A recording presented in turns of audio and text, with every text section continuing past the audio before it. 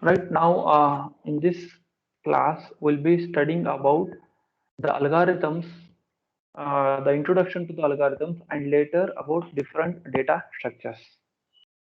So this is what the contents what we go through this particular chapter. Now, when we say about algorithm, when some problem is given to us in hand, we need to solve that problem. In terms of programming, we can use different solutions for solving the different approaches for solving that problem. We have seen about pseudocodes, algorithms, and flowcharts in the very first module. Pseudocode, flowcharts, and algorithms. Among that, algorithm is nothing but we can will be using the English-like language and combination of pseudocode, which is easy for us to understand and remember. It's going to use a simple English language. And algorithm is usually termed as it is a step-by-step procedure to solve a particular problem. It is a step-by-step procedure to solve a particular given problem. That is what is an algorithm. Definition you can see a step-by-step procedure which we have to follow for giving solution to a given problem or providing solution to a given problem. And it will always consist of a set of number, that is some predefined steps will be there for the algorithm. Some predefined steps will be contained within the algorithm. Now say for example, if you want to find the smallest number among the given set of numbers, smallest number, that means say I'll write some numbers 10, 25, 3, 2, 4, and 25. So among these numbers, if you want to find the smallest number, you can write different procedures. You can write different procedure. One procedure could be, first we will think the first number itself as the smallest number. Store it as the smallest. One procedure, one algorithm I am telling. Smallest is 10. Then we'll go on comparing with the second number. Compare this second number with the smallest number. Are they smaller? That means is the second number is smaller than the present smallest number? No, leave it as it is. Then compare with the next number. Is 5 is smaller than 10? Yes, it is smaller than 10. Then what we can do here is, till now what we have got is the smallest number is 5. Then again go on comparing with the next number. What is the next number? 3. 3, is it smaller than the present smallest number? Yes. In that case, keep 3 as the smallest number. 3 as the smallest number. Then compare with the next number. Next number is 4. So 4 is not smaller than 3. So we'll skip that. Go to next number. So what is 25? 25 is not smaller than 3. So ultimately, after scanning all the numbers, what we have obtained is the smallest number is 3. So that is what is given here. Simple steps. For each subsequent number, replace the smallest number so far with the list of elements. And once all the numbers have been compared, the smallest number is considered as the smallest number. In this case, after scanning all the numbers, the smallest number is 3. This is one procedure, one algorithm to find the smallest number in the given set of numbers. Similarly, you can find with the same way the largest number in the given set of numbers. The largest number in the given set of numbers. In this case, we'll get it as 25. Right? Now, when it comes for the programming terms, the algorithm is basically defined using the computational procedures. That means every step is identified as a computational step. It will be doing some calculations. It will be doing some calculation, and which will start from the input and which will end at the output. Algorithm will start at input and it will end at some output. That is, this figure will help us to understand the explanation how the algorithm works. For the given problem, we have to design one algorithm. We have to write an algorithm, and that algorithm must be provided to the computer, and that algorithm will take some input and it will provide the output. In the example just now what we discussed, the input was set of numbers and output was smallest number. So what was the input? Set of numbers. Input was set of numbers, and what was the output? Output was smallest number. Output was smallest number. This is how the sample algorithm will be used. Now, whenever we talk about algorithms in terms of programming, we consider two main factors. We consider two primary factors. That means the amount of time taken by the algorithm is first factor, and the amount of space taken by the algorithm is another factor. That means the amount of space, how much memory it will consume during the execution. How much memory it will consume during the execution. That means what we want here is whenever we give problem to the computer and some input, it should produce the output in very less time. This is what we want. Whenever you give the problem, it should give us the solution by taking very less time. That is what we expect. The time must be very less, and space also it should consume very less. It should not take a huge amount of space to process the data and give us the results. So that is what we expect. The key features of the algorithm, what we expect is the algorithm should consume very less time and very less space. And whenever we are designing the or writing the algorithm, we will consider these two key factors. We will consider these two key factors whenever we write the algorithms. And there are different ways for writing the algorithm. For the same problem, for the same problem, you can write n number of algorithms: algorithm 1, algorithm 2, and algorithm 3. And every algorithm will take its own space and time. Every algorithm will take its own space and time and space and time. Now we will consider whichever algorithm is considering is taking less time and less space, that we consider it as an efficient algorithm. Right? We can write multiple algorithms. And when we talk about different characteristics, so whenever you are writing an algorithm, they will possess some set of characteristics. They will possess some set of characteristics. They are finite number of steps. The first one is algorithm will stop after a finite number of steps. That means for a problem, there should be some number of steps, say 10 steps, 20 steps, or 30 steps. You should not take infinite number of steps.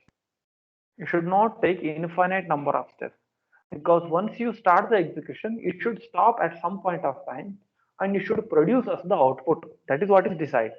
That is what is desired. Now, the second characteristic is it should take 0 or more input values. So when we have the algorithm, you should take some input. You should write the algorithm in such a way that you should take some input and it should produce at least one valid output. You should take valid input and you should produce valid output. These are some of the features of algorithms. And it must be definite. That means every step should be defined clearly. There must be clarity in each and every step, what you are trying to do, what operation you are trying to do in each and every step. That must be clear. You should design algorithm in that way, because if the others use that, code reusability should be supported. If some other user is using the algorithm, it must be clearly understood by them and it should be correct. That is obviously decided. So we should get the correct output from the given input. That means when you write an algorithm to find 2 plus 5, 2 plus 3, we should get the output as 5. So when you write 2 plus 3, it is not desired to get the value as 6. So this is not desired and this is what is expected. So we should get the correct output from the given input. And there should not be ambiguity among the execution steps. So whatever order deciding, there should not be ambiguity in the steps what we are going to declare. So what is the ambiguity? You should clearly define the order of execution. That means what step must be followed after what step. That means one example I'll take. When we have something like this 2 into 3 plus 5, some expression is given to us and we want to evaluate this. some expression is given to us 2 into 3 plus 5. So how you should write the algorithm, you should first decide the order here. The order must be decided. So usual order is what? First we perform multiplication. 2 into 3 is what? 6. Then plus 5. And then what is the result? 11 is the result. So 11 is the result. This is what is desired. You should decide, there should not be ambiguity. So if you perform it in other way, then we'll get the other result. If you perform it in other way, we'll get the other result. That is 2, keep it as it is, into 3 plus 5 is how much? 8. So 8 into 2 is how much? 16. So actually this is not desired. Why? Because multiplication has higher priority compared to addition. Multiplication has higher priority compared to addition. Now the last characteristic here is it should terminate on its own. That means you should not go into infinite loop. After some steps, it should terminate. You should not enter into infinite loop. You should get some output. So by considering these factors and parameters, it is better to write the algorithms. Now, how do we represent an algorithm? So the next concept is representation of algorithms. So we can represent an algorithm by using the pseudocode approach or by using normal English language, or we have also seen by using the flowchart. By using the flowchart. But whenever we represent the algorithm in the form of pseudocode, that is usually we write the algorithm. There are different ways. Either you can use English like language or you can also use flowchart. But usually we go for using the representing the algorithm by using pseudocode approach. That is combination of small keywords along with the English language, which we can understand and remember. Whenever we are representing an algorithm, we should use some conventions or some consistency among the notations across the algorithms, because everyone should use the same notations for understanding the algorithms. And these are some of the general conventions which we will follow, which we should follow. It need not be the case, but standard conventions are these. What is that? We should give some valid name for the algorithm. Say it is for algorithm for sorting. Algorithm for sorting. Some valid name. Say one more name could be algorithm for addition of two numbers. Algorithm for addition of two numbers. Some valid name you should give for the algorithm so that you can identify that algorithm. Second one is every instruction, for every instruction, whatever you write, you should specify the line number. That means whenever we write the steps, line number 1, line number 2, 3. So specifically they should specify the line numbers. And we should always begin and identify with the name with the English alphabet. If you remember in programming also, whenever we declare the identifier, they should begin with the alphabet. That means some alphabet, say SUM, sum of two numbers, whatever. Always use with alphabet, don't start with numbers 1, 2 or 3. Don't start like this. And we need not specify the data type, which data actually you are going to process within the algorithm. We need not specify that data type. So are we connected till now? Can someone respond? Because I am only speaking. Are you able to get my voice and the video explanation? Are you understanding? Yes, sir. No disturbance, I feel. Okay. Right. And always follow the indentation during the indentation means we have to format the algorithm properly so that reader can understand it. And we use read and write statements to indicate input and output. Use read for input and write for output. And wherever required, we use the if else statements, what we have studied in the previous module. If some condition is true, execute some set of instructions. If some condition is false, execute other set of instructions that we have to use, and they must be vertically aligned. They must be vertically aligned. How? You can see in this example. That means wherever if is beginning, the end must also begin in the same column. And whatever statements are there, take these statements inside some columns. And this is what is called as indentation. This is what is called as indentation.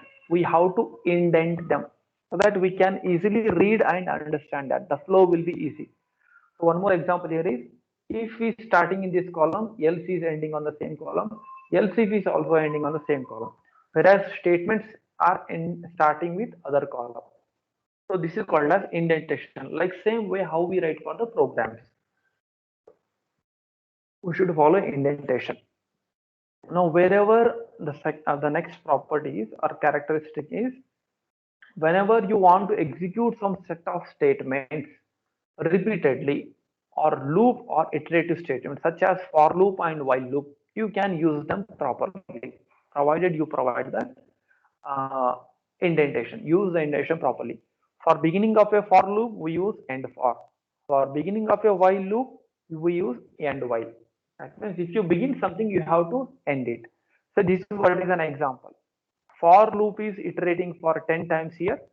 For every iteration of the for loop, do execute all these statements, and the end of for is indicated here.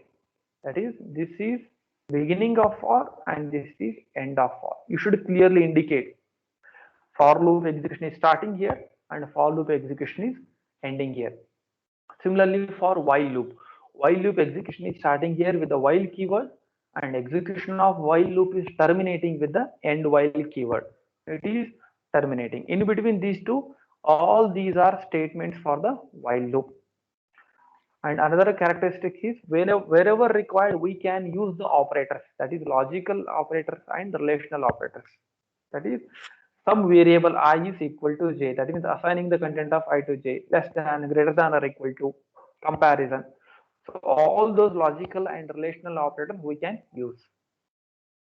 And if you want to represent the array of elements, so usually specify the array elements by using name of the array and the size within the name of the array and the size in the square brackets, or specifically name of the array and the index within the array. That is, subscript or this index within the square bracket will indicate which element we are trying to access. That means a of I, example a of I, what it indicates, from the array A, we are trying to access the ith element. From the array A, we are trying to access the ith element. One second, I'll close the window.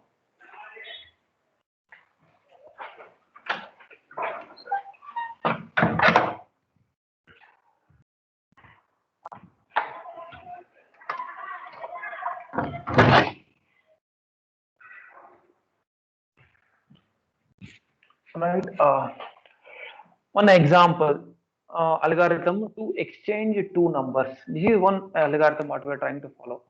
Step one is begin. See, always algorithm will start and will write with begin and end. See, step one is begin and step six is end. These are fixed for all the algorithms. Begin and end are fixed for all algorithms. And what is the name we have given for the algorithm? Interchange of x comma y. What is the algorithm?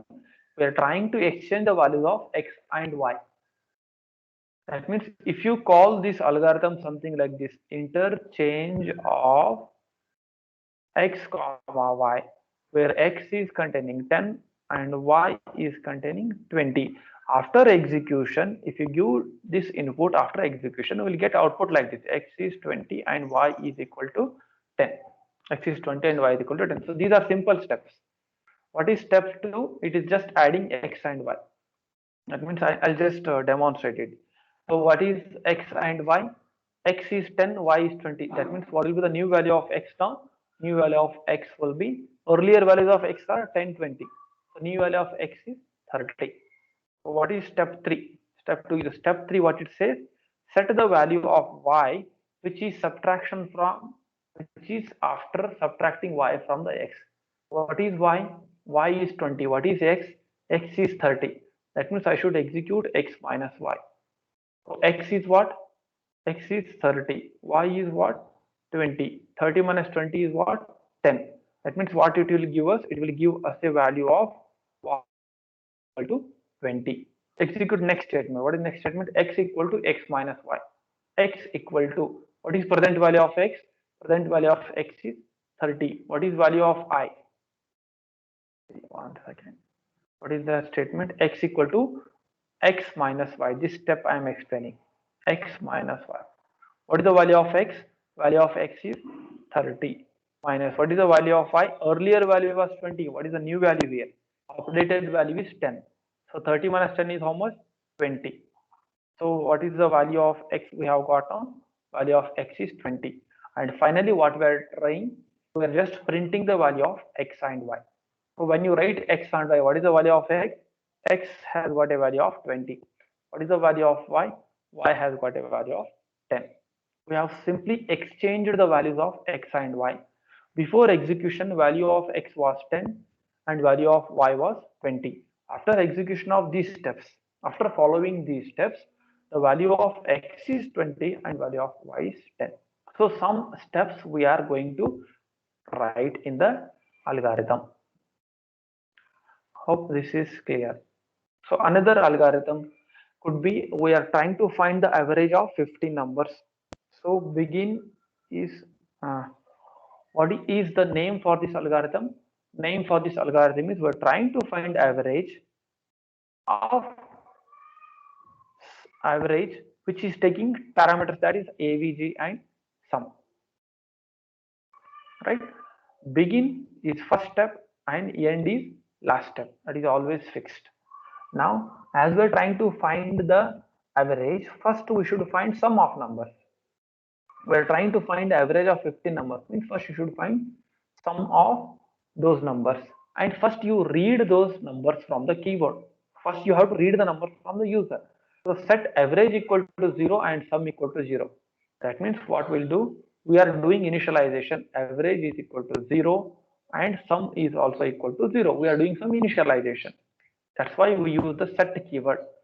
Set is going to be used for initializing the variables within the algorithm. What you do for step 3, for every iteration of the for loop, repeat the for loop for 15 times. And every time you repeat the for loop, read a number from the user. So the numbers could be 1, 2, 3, so on up to 50 numbers. 50 numbers you have provided, and when you read that number, just add those numbers to the sum. We are just finding the sum here. Earlier value of sum was 0. When you enter the first number as 1, we will calculate this. Sum equal to sum plus A. That means A is containing A now. The first time you give A as 1. Second time you give A as 2. Second time you give A as 3. So 0 plus 1 is what? 0 plus 1 is 1. So that is what we get after first iteration. Next iteration what? Sum was 1. Then you add 2 to that. So 1 plus 2 is what? 3. Then you add 3 to that. 3 plus 3 is what? 6. So on you go on adding all the numbers. Then we'll get some sum. Then we'll end the for loop. So at the end of the for loop, what we have done? We have successfully read 15 numbers and we have found the sum of those numbers. And once you have found sum of those numbers, find the average value. Average value is calculated by sum divided by 15. And finally, we print the average value, end of the algorithm. Similarly, this is one more algorithm for sorting the n set of numbers.